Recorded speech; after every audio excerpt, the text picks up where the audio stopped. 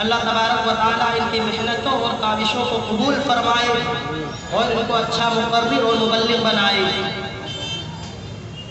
اب ہم اپنے مدرسے کے دوسرے طالب علم محمد ساجد کو دعوت خطابت دیتے ہیں شعر کے ساتھ۔ سرکار دو عالم کی امت پہ ستم کیوں ہو، سرکار دو عالم کی امت پہ ستم کیوں ہو، اللہ کے بندوں کو مزدھار کا غم کیوں ہو، اسلام کی کشتی کو ہم پار لگا دیں گے، اسلام کی کشتی کو ہم پار لگا دیں گے، ہم درد کا افسانہ دنیا کو سنا دیں گے۔ محمد ساجد۔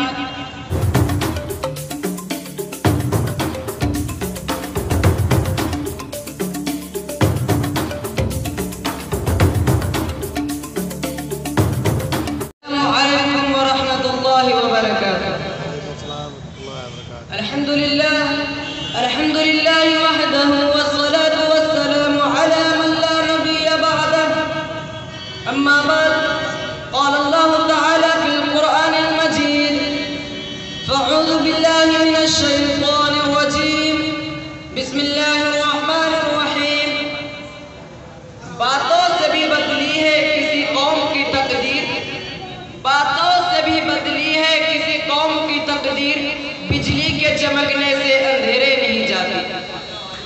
عزیز ساتھیو، اللہ رب العزت نے قرآن کو ہدایت نامہ بنا کر نازل فرمایا اور حضور صلی اللہ علیہ وسلم کو بھی اسی لیے مبعوث فرمایا کہ لوگوں کو دین کی طرف بلائے اور عمل صالح کی دعوت دے اور لوگوں کو صحیح راستہ دکھائے۔ صحابہ کرام رضی اللہ تعالی عنہ نے آپ صلی اللہ علیہ وسلم کو باتوں کو تسلیم کیا اور آپ کی ہدایت پر عمل کرتے چلے گئے۔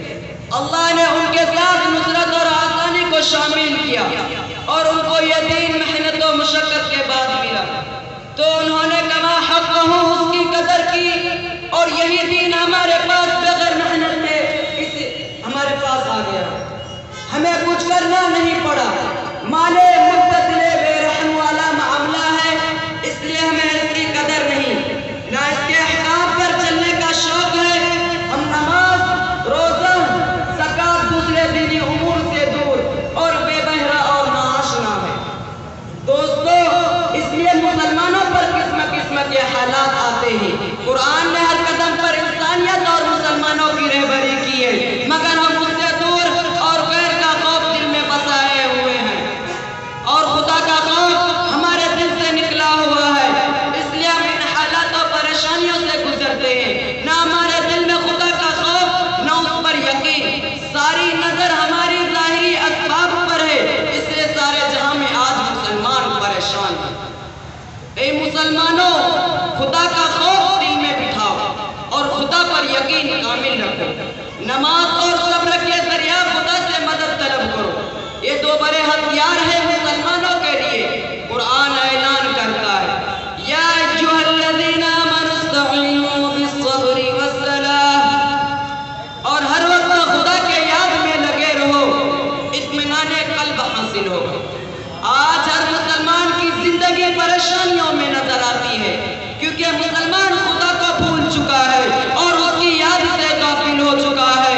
قرآن کریم میں رب الرحمن کا فرمان ہے: فاذکرونی اذکرکم واشکروا لی ولا تکفرون، کہ تم مجھے یاد کرتے رہو، میں تمہیں یاد کرتا رہوں گا اور میرا شکر کرتے رہو، نافرمانی نہ کرو۔ جہاں کہیں بھی ہو، خدا کی یاد سے دل کی دنیا آباد رکھو اور معاشرے کی اصلاح کی فکر کرو۔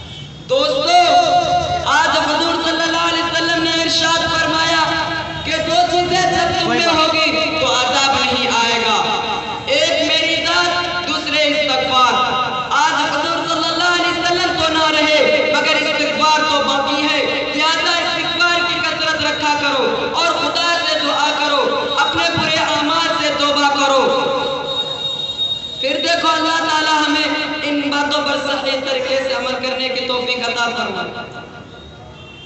خدا نے آج تک اس قوم کی حالت نہیں بدلی، خدا نے آج تک اس قوم کی حالت نہیں بدلی